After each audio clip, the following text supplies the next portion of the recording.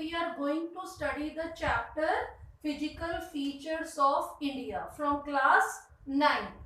First of all, we will understand the term physical features. Physical means natural, that is not man-made.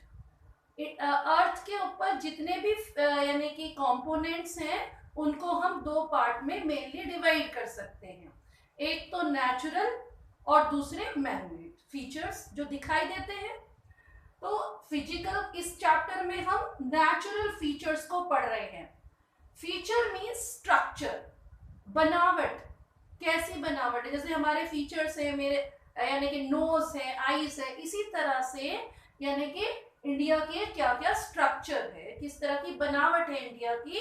और we can say that is land forms, different forms of land और the structure, बनावट. इससे start करने से पहले, physical features को बताने से पहले मैं आपको एक टर्म बताऊंगी जो आपके लेसन में दी हुई है, जियोलॉजी. जगह जगह पर वर्ड यूज हो रहा है जियोलॉजी और geological. Geology is a subject, it is a science of studying the evolution of structure of the earth. Earth की बनावट को कैसे हुई है, उसका विकास कैसे हुआ है, अर्थ पर जो जो पहाड़ यानी डिफरेंट फॉर्म्स ऑफ लैंड है वो कैसे बने हैं, किस तरीके से बने, उनकी हिस्ट्री क्या है या उनका ओरिजिन कहाँ से हुआ है, वो जिस सब्जेक्ट में हम पढ़ते हैं that is called the geology. Jio means earth and logy means study. तो स्टडी ऑफ द अर्थ में हम यानी ज्योग्राफी में हम, ये ज्योग्राफी की एक ब्रांच है या साइंस की एक ब्रांच है जिसमें हम स्टडी करते हैं about the structure, not only the structure of the earth but the evolution, उसका विकास कैसे हुआ है या उनका ओरिजिन कैसे हुआ है. सो जियोलॉजिकल स्ट्रक्चर जो हमारे इंडिया के हैं, हमने उनको जियोलॉजिकल इसलिए कहा है क्योंकि वो हमेशा से ऐसे नहीं रहे थे. जैसे फॉर एग्जाम्पल हिमालयास, पहले से ही हिमालयास नहीं रहे हैं. एंशिएंट टाइम में यानी बहुत पुराने जियोलॉजिकल टाइम में यानी हिमालय अपनी जगह पर नहीं थे. ये रिसेंटली डेवलप्ड एरियाज है. जैसे कि हमारे इंडिया के हिमालयन रीजन है, Himalayan region are the recently developed. Recently का मतलब 2-4 साल में नहीं, यानी कि long million years I am talking about, यानी मिलियन ईयर्स में जियोलॉजिकल टाइम में बने हैं. लेकिन सबसे रीसेंट घटना है, सबसे अर्थ पर लेटेस्ट, सबसे बाद में बनने वाले पहाड़ ये हैं Himalayas. So they are the recently developed young fold mountains. ये हम चैप्टर में इसको स्टडी करेंगे कि ये यंग फोल्ड माउंटेन्स कैसे बने हैं. इसके अलावा हमारी इंडिया में पेनिनसुलर प्लेट्यू है. Plateau that is the part of Gondwana land and this is the ancient land, this is the ancient land form. ये नया नहीं है, ये काफी पुराना लैंड फॉर्म है. अर्थ का सबसे पुराना land mass, ancient land mass, यानी पुराना एक लैंड मास था, उसका एक टुकड़ा जो है, उसका हिस्सा गोंडवाना लैंड, उस गोंडवाना लैंड का हिस्सा जो है हमारे इंडिया का पेनिनसुलर प्लेट्यू है. और जबकि हिमालय नए बने हुए हैं. नदर्न प्लेन्स भी बनाए हैं. किसने बनाए हैं? The main three river system of India, Ganga, Brahmaputra and Indus. ये 3 जो बड़ी नदियां हैं, इन्होंने जो अपने साथ मिट्टी लेकर के आई, उनको जमा करके, डिपॉजिट करके, यानी एक खाई को भर दिया और यहाँ पर नदर्न प्लेन्स बन गए. पंजाब से लेके वेस्ट बंगाल तक, असम वैली, यानी हमारा जो नदर्न प्लेन्स हैं वो इन्हीं की देन है. इसलिए यानी कि हमने इसमें डिस्कस किया कि इंडिया के जो फीचर्स हैं वो हमेशा से एग्जिस्ट नहीं कर रहे थे, जबकि वो कुछ पुराने हैं, कुछ नए हैं. वो तब से एग्जिस्ट नहीं कर रहे थे, उनका इवोल्यूशन हुआ, विकास हुआ. So that is why we are going to study about those physical features of India in these chapter.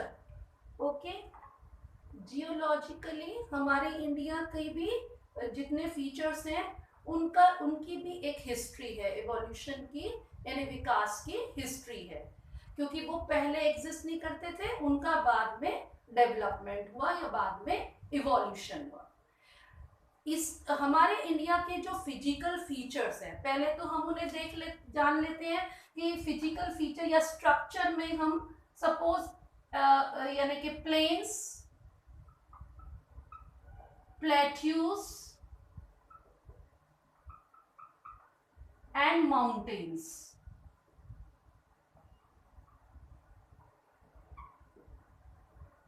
Planes क्या होते हैं? प्लेन्स नीचे पड़े हुए मैदान यानी low lying areas. Low lying areas are called the plains from the surrounding areas, यानी आसपास के जो ऊंचे ऊंचे एरिया से जो नीचे पड़े हुए एरिया होते हैं, क्षेत्र होते हैं, उनको हम प्लेन्स कहते हैं। और प्लेट्यू टेबल लैंड है। टेबल लैंड का मतलब जो दैट इज लिफ्टेड और रेज्ड, जो जमीन से उठा हुआ होता है फ्रॉम द सराउंडिंग लैंड और the from the low lying area, यानी नीचे पड़े हुए मैदान से जो उठा हुआ है, ऊंचा है, but it is flat from the top, लेकिन टॉप में फ्लैट है, टेबल की तरह है, उसको हम प्लेट्यू कहते हैं। और mountains are also elevated land, they are also raised from the surrounding low lying area, यानी नीचे पड़े हुए मैदान से ये भी ऊंचे उठे हुए होते हैं, पर they are not top flat from the top. Top में फ्लैट नहीं होते, they are conical, they have summit. Summit का मतलब है कि उनकी चोटी होती है, यानी कि वो एक कॉनिकल शेप में होते हैं। तो ये जो हमारे इंडिया में तीनों फिजिकल फीचर्स जो हैं मिलते हैं, तीनों तरह के स्ट्रक्चर हमारे इंडिया में मिलते हैं। अब इनकी हिस्ट्री, जैसे कि प्लेन्स में हमारे इंडिया में नदर्न प्लेन्स मिलते हैं, plateau, there are several plateaus but it is the part of peninsular plateau, ये पेनिनसुलर प्लेट्यू का ही हिस्सा है। और भी प्लेट्यू जैसे मालवा प्लेट्यू है, छोटा नागपुर प्लेट्यू है, तो ये सभी जो है हमारे पेनिनसुलर प्लेट्यू का हिस्सा है या डेक्कन प्लेट्यू। और माउंटेन्स यानी कि मेन जो है हम हिमालयन रीजन की बात कर रहे हैं, हिमालयन माउंटेन्स की बात कर रहे हैं। तो ये सभी फिजिकल फीचर्स जो बने हैं या यानी इनका जो इवोल्यूशन हुआ है, ये इवोल्यूशन अर्थ से रिलेटेड है, यानी कि इंडिया का जो इवोल्यूशन हिस्ट्री है that is the means related to the geological history of evolution of landforms of the earth। अर्थ पर जब बाकी सारे फीचर्स बन रहे थे या बने थे, उसी समय की घटना है कि हमारे इंडिया के फीचर्स भी डेवलप हुए। तो इसमें हम यानी कि यानी इसकी इवोल्यूशन हिस्ट्री को सबसे पहले समझेंगे। जैसे कि ये 250 मिलियन ईयर्स एगो की बात है, यानी कि 250 मिलियन साल पहले की घटना है, जब अर्थ पर इस तरह से वर्ल्ड नहीं था जैसे कि अभी है। अलग अलग 7 कॉन्टिनेंट्स हैं, यानी नॉर्थ अमेरिका और साउथ अमेरिका अलग है यूरोप से बाय द अटलांटिक ओशियन, या अफ्रीका से अलग है साउथ अमेरिका क्योंकि बीच में साउथ अटलांटिक ओशियन है। इसी तरह इंडियन ओशन सेपरेट कर रहा है अफ्रीका को और एशिया को। तो आज हमारे यानी ग्लोब पर जो 7 कॉन्टिनेंट नजर आते हैं या जो इस तरह का प्रेजेंट मैप नजर आता है वर्ल्ड का, वो पहले एग्जिस्ट नहीं करता था, यानी ये 7 कॉन्टिनेंट अलग अलग नहीं थे। ये this is the story of 250 million years ago. उससे पहले की स्टोरी है कि ये 7 कॉन्टिनेंट नहीं थे, ये सारे कॉन्टिनेंट एक ही जगह पर थे अर्थ पर। That was the called super continent when the all land mass, all the continents are at one place। जैसे कि अर्थ के ऊपर मैं ड्रॉ करके बता देती हूँ, जैसे कि अर्थ के ऊपर suppose this is the Africa का मैप इस तरह का है, आपने देखा होगा, इस तरह का मैप है, आपने एटलस में पढ़ा है। इसी से जुड़ा हुआ साउथ अमेरिका, और यहाँ पर करीब जो है पेनिनसुलर प्लेट्यू था, और इसमें ही यहाँ ऑस्ट्रेलिया, और अंटार्कटिका था। इस तरह से ऊपर भी इस तरह से जुड़ा हुआ था। ये एरिया जो है that is means all land mass, जितने भी लैंड मास थे, जमीन के टुकड़े। मैंने पिछले उसमें बताया था कॉन्टिनेंट का मतलब बिग लैंड मास। तो जितने भी कॉन्टिनेंट थे वो अलग अलग नहीं थे, एक ही जगह पर थे, जो कि कहलाते थे super continent. So all the land at one place, that is super continent. It is known as Pangaea. इसका नाम था पेंजिया। ये जो है landmass Pangaea. Pangaea is the word which means all land. इसका मीनिंग होता है ऑल लैंड। और ये चारों तरफ से यानी पानी से घिरा हुआ था। This is surrounded by water body. ये सारा पानी था। जैसे आज प्रेजेंट में इंडियन ओशन अलग है, आर्कटिक अलग है, और एटलांटिक ओशन अलग है, पैसिफिक अलग है। लेकिन पहले जो है ये सुपर कॉन्टिनेंट जो था that is surrounded by the one single water body that is called Panthalassa. इसको हम कहते हैं पेंथालासा।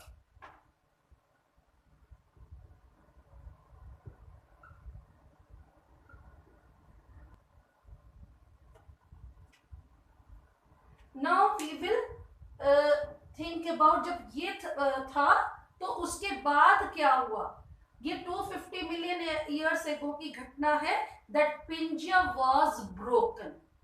That is means we will discuss it, why is it broken. Okay, Pangaea was broken. जो ये पेंजिया था ये टूट गया। तो पहले स्टेज में जब ये टूटा तो that was broken into two parts. दो पार्ट में डिवाइड हो गया, Angara land and Gondwana land. Pangaea का टूट करके दो लैंड मास बन गए, Angara land and Gondwana land. Angara land को हम लॉरेशिया भी कहते हैं।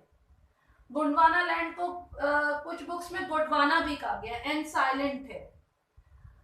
सबसे पहले गोंडवाना लैंड जो था वो एक रिजिड स्ट्रक्चर था। रिजिड स्ट्रक्चर का मतलब that is very hard, that is less affected, यानी हार्ड रॉक से बना हुआ था। गोंडवाना लैंड हार्ड रॉक से बना हुआ था, जो कि रिजिड स्ट्रक्चर था, रिजिड ढांचा था, जिसके ऊपर कम असर हुआ। और इसके टूटने का, पेंजिया के टूटने का, और अंगारा लैंड सॉफ्ट रॉक से बना हुआ था। क्योंकि वो सॉफ्ट था इसलिए अंगारा पर ज्यादा असर पड़ा। गोंडवाना लैंड में यानी कि जो गोंडवाना लैंड जिसका पार्ट है, जो रिजिड स्ट्रक्चर है, जिन पे कम असर पड़ा था, वो आप देखेंगे प्रेजेंट मैप में आज भी कंटिन्यूअस ब्लॉक्स हैं। जैसे कि Africa, Africa is the part of Gondwana land, and south America, it is also the part of Gondwana land, and this peninsular India। ये जो टूटा, पहले तो पेंजिया टूटा दो पार्ट में, फिर गोंडवाना अगले स्टेज में गोंडवाना टूट गया। Gondwana was broken into the several parts like Africa, South America, peninsular India,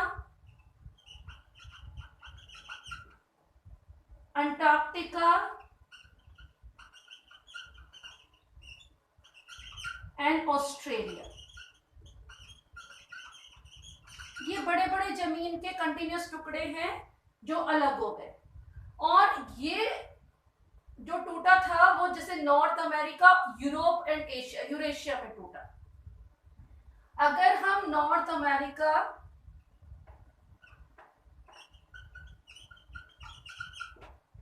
Greenland को देख ले, Greenland, Europe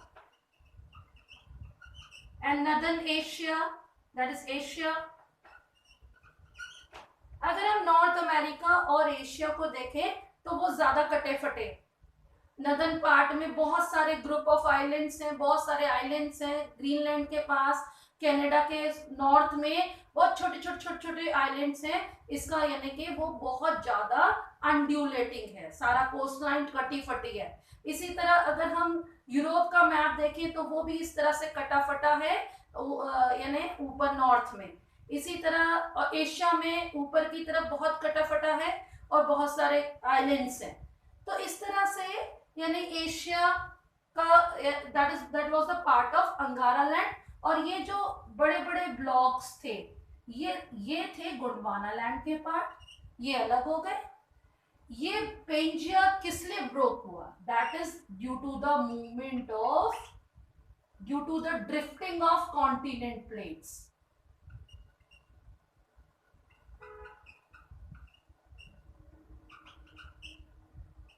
of continental plates।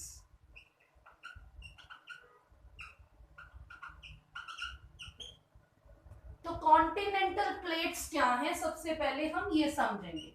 Drift का मतलब शिफ्ट होना, ड्रिफ्ट होना, पानी के ऊपर जो ड्रिफ्ट होता है। तो यहाँ ये सेंटेंस का मतलब हम समझेंगे सबसे पहले, तभी हम अपने हिमालयाज और बाकी फिजिकल फीचर्स को समझ पाएंगे कि वो इस तरह के शेप में क्यों है। तो पेंजिया का ब्रोकर क्यों हुआ था, ये क्यों टूटी थी? क्योंकि कॉन्टिनेंटल प्लेट्स मूव करती रहती हैं। अब ये कॉन्टिनेंटल प्लेट्स हमारे कॉन्टिनेंट्स नहीं है, जो प्रेजेंट अमेरिका वगैरह ये नहीं है। कॉन्टिनेंटल प्लेट्स जो है वो कौन सी प्लेट्स है? जैसे कि इंडो ऑस्ट्रेलियन प्लेट, आपकी बुक में मैप दिया हुआ है, 7 प्लेट्स हैं, ये 7 मेजर प्लेट, बड़ी बड़ी तो 7 प्लेट्स हैं। जैसे कि पैसिफिक है, पैसिफिक प्लेट एक बहुत बड़ी प्लेट है जिसके ऊपर पूरा एक ओशन है, पैसिफिक ओशन है। इंडो ऑस्ट्रेलियन प्लेट के ऊपर India, Indian ocean and Australia, यानी इस प्लेट के ऊपर ये तीनों आते हैं। इसी तरह यूरेशियन प्लेट के ऊपर यूरोप और एशिया आता है। नॉर्थ अमेरिकन प्लेट पर नॉर्थ अमेरिका और half part of Atlantic ocean आता है। इसी तरह जो है साउथ अमेरिकन प्लेट पर यानी कि साउथ अमेरिका और southern part of Atlantic ocean आता है।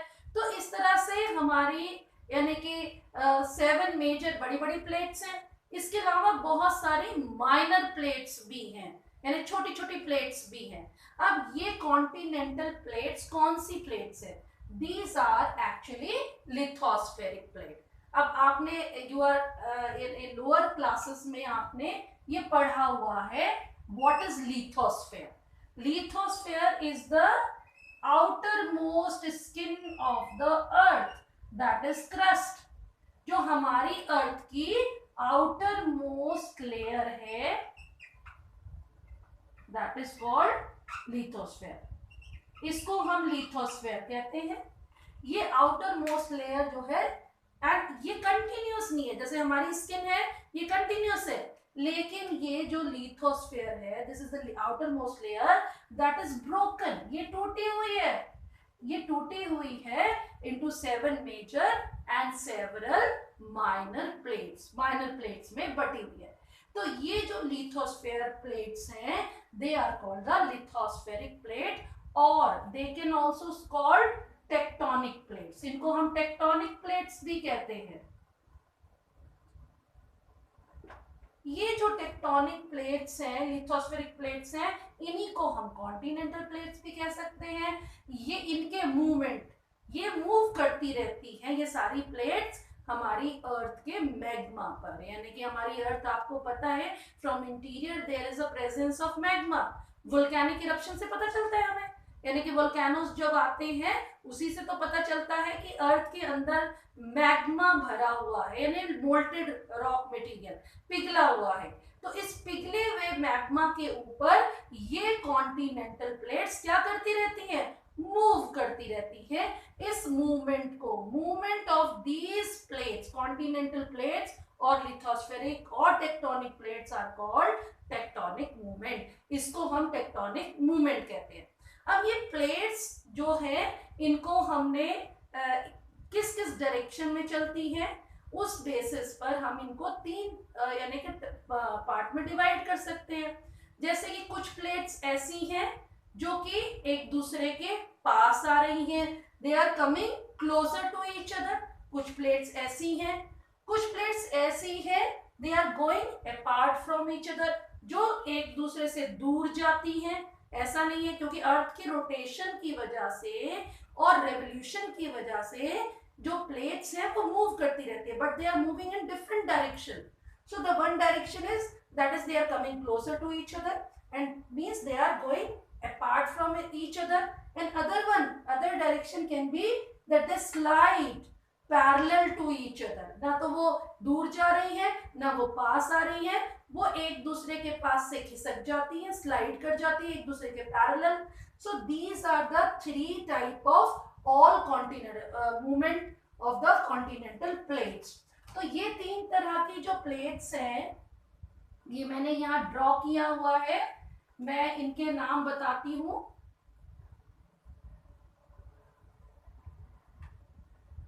The plates which are going apart from each other, those type of plates are called divergent plates.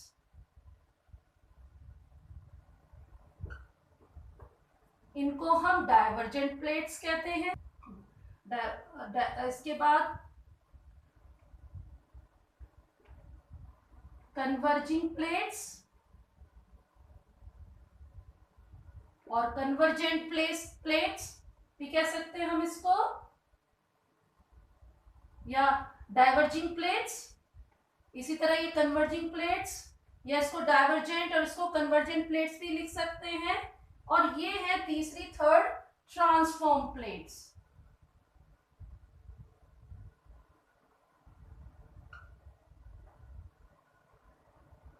क्योंकि ये अपनी जगह से सिर्फ ट्रांसफर हो रही है. डाइवर्जेंट प्लेट्स यानी कि जब 2 प्लेट्स एक दूसरे से दूर जाती है. अगर हम कोई पेपर ले और पेपर को इस तरह से खींचना शुरू कर दे, यानी 2 प्लेट्स को दूर करने लगे, तो क्या क्रिएट होगा? यानी कि ऐसे खींचने से क्या क्रिएट होगा? टेंशन, खिंचाव. टेंशन मीन्स खिंचाव. अगर हम 2 चीज पर से खींचेंगे तो खिंचाव शुरू होगा, और खिंचाव होने से क्या डेवलप हो जाएंगे? क्रैक्स डेवलप हो जाएंगे. यानी टेंशन से हमेशा, यानी कि 2 प्लेट जब दूर जाती हैं तो क्रैक डेवलप होते हैं, और धीरे धीरे क्रैक क्या हो जाता है? वाइड हो जाता है, and it create a gap. इसके बीच में गैप बन जाता है. तो इस तरह से ये प्लेट्स तो कंस्ट्रक्टिव प्लेट्स हो गई, बनाने वाली प्लेट हो गई, क्योंकि ये क्या क्रिएट कर रही है? ये क्रिएट कर रही है गैप. यानी जो आपस में दूर जा रही है प्लेट्स, ये क्योंकि क्रैक डेवलप करती है, और ये क्रैक जब वाइड हो जाता है तो क्या बन जाता है? गैप. इस गैप को हम रिफ्ट भी कह सकते हैं, दरार. इससे खाइयां बन जाती हैं, ट्रेंचेस बन जाते हैं, ओशंस बन जाते हैं, डिप्रेशन, गड्ढे बन जाते हैं. तो टेंशन से कुछ ना कुछ बनता है, इसलिए इनको हम कंस्ट्रक्टिव प्लेट्स भी कह सकते हैं, क्योंकि ये कंस्ट्रक्शन का काम कर रही हैं.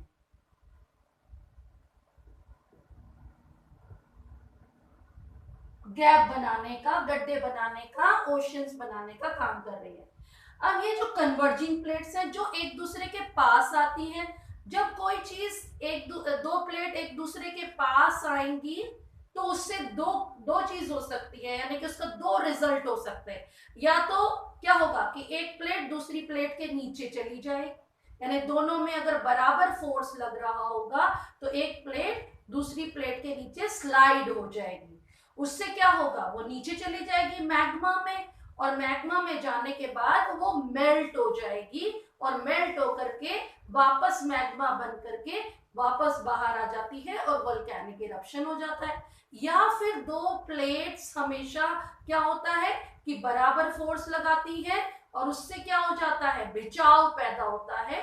That is called the compression. Compression होता है, बिछाव होता है, और बिछाव से क्या होता है कि सेंटर की चीज ऊपर उठने लग जाती है, और they create the fold over the ground. इस तरह से, यानी कि यहाँ पर जब 2 प्लेट्स पास आती हैं तो कंप्रेशन होता है, बिछाव होता है, जिससे क्या होता है कि बीच की जो एरिया है 2 प्लेट्स के बीच में बिछाव की वजह से फोल्ड्स पड़ जाते हैं. इससे क्या होती है? फोल्डेड माउंटेन्स बनते हैं, मतलब फोल्ड माउंटेन्स बन जाते हैं. तो इन्होंने क्या किया? यानी कि लैंड का रूप ही बिगाड़ दिया. जो लैंड इस तरह थी वो प्लेन थी, उसका रूप बिगाड़ दिया. तो ये डिस्ट्रक्शन हो गया इसको. या फिर एक प्लेट जब पास में आई दूसरी नीचे, यानी कि that slides under another plate, so it get melt हो गई, तो फॉर्म ही बिगड़ गया. So that is why they are called the destructive plate.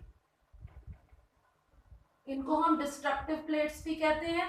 तो यहाँ फोल्डेड माउंटेन्स बनते हैं. इस वाले यानी कि पॉसिबिलिटी में, सो means they create the folds over the ground. तो यहाँ पर ये माउंटेन्स क्रिएट करते हैं और ये वाले में गैप और रिफ्ट बनते हैं. ये जो ट्रांसफॉर्म प्लेट्स हैं, ये जो ना कंस्ट्रक्टिव है ना डिस्ट्रक्टिव है. ये सिर्फ क्या होता है, एक प्लेट दूसरे प्लेट से के पास से ट्रांसफर हो जाती है और इससे हल्के अर्थक्वेक वगैरह आते हैं. तो हमारे एग्जाम्पल है जैसे कि इस प्लेट्स का नर्मदा वैली. नर्मदा वैली जो है रिफ्ट पड़ने से बनी है, रिफ्ट दरार घाटी में यानी कि रिफ्ट में बनी है. तो नर्मदा और तापी दो रिवर्स हैं हमारे देश की, वो ऐसे ही बनी है. उनमें बाद में पानी फ्लो होने लग गया. और जो कन्वर्जिंग प्लेट्स हैं, इनका एग्जाम्पल है हिमालयाज फोल्डेड माउंटेन. और ट्रांसफॉर्म प्लेट से मैंने बताया था अर्थक्वेक आते हैं. तो आज का लेक्चर हम यहीं फिनिश कर रहे हैं और नेक्स्ट लेक्चर में we will discuss about the formation of Himalayas and other parts.